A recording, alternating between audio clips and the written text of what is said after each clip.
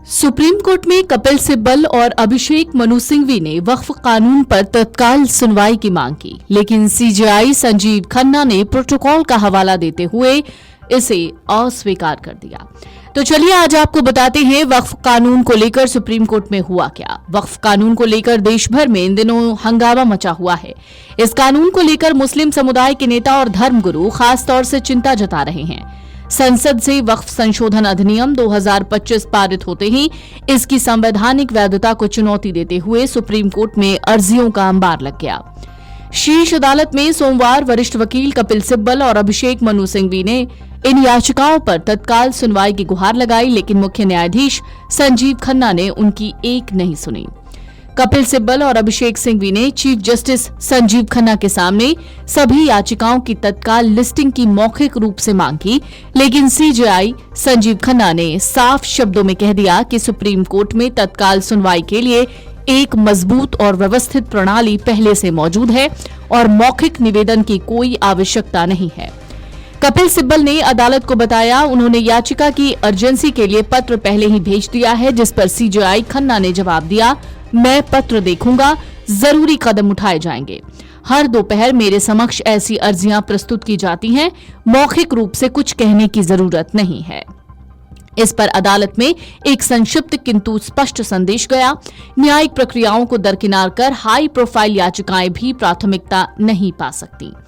Supreme court में all India Majlise Ittehadul Muslimeen प्रमुख और सांसद असदुद्दीन ओवैसी की ओर से वकील निजाम पाशा पेश हुए। उन्होंने भी समान याचिका की तत्काल सुनवाई की मांग की, लेकिन सीजेआई ने एक बार फिर प्रोटोकॉल का हवाला देते हुए आग्रह को अस्वीकार कर दिया।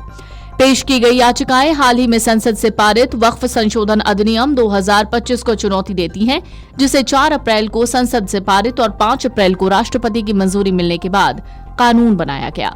याचिकाओं में कहा गया है कि नए संशोधनों से धार्मिक स्वतंत्रता और संपत्ति के अधिकारों का उल्लंघन होता है।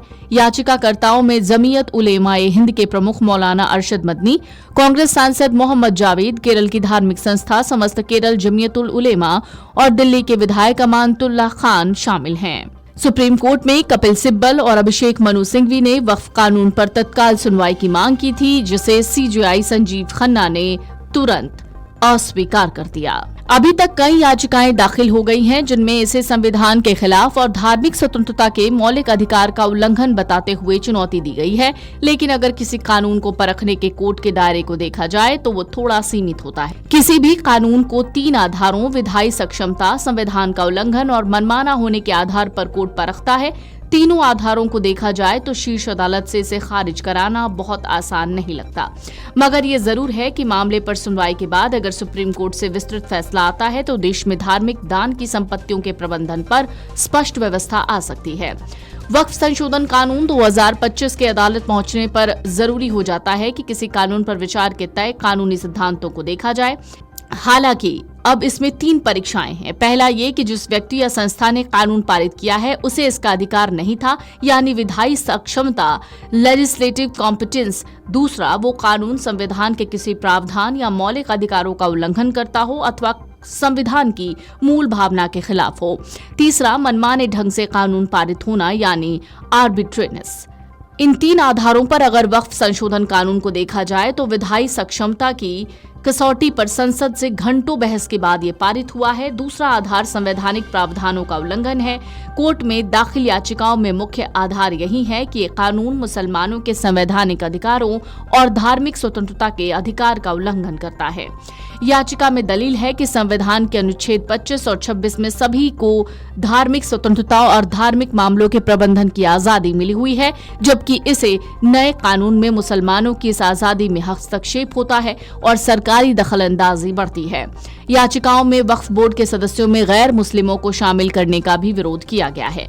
माना जा रहा है सुप्रीम कोर्ट में होने वाली बहस में धार्मिक स्वतंत्रता का मौलिक अधिकार ही केंद्र में होगा और सुप्रीम कोर्ट जो भी तय करेगा वो व्यवस्था लागू भी होगी। लेकिन कानून पर सरकार के तर्क को देखा जाए तो उसके अनुसार ये कानून धार्मिक स्वतंत्रता के खिलाफ नहीं है, बल्कि संपत्तियों के प्रबंधन से संबंधित है। वीडियो डेस्क अमरउजाला.com। अगर आप ये वीडियो YouTube पर देख रहे हैं तो हमारे चैनल को सब्सक्राइब कर बेल आइकन दबाएं और Facebook पर देख रहे हैं तो हमारे पेज को लाइक करें।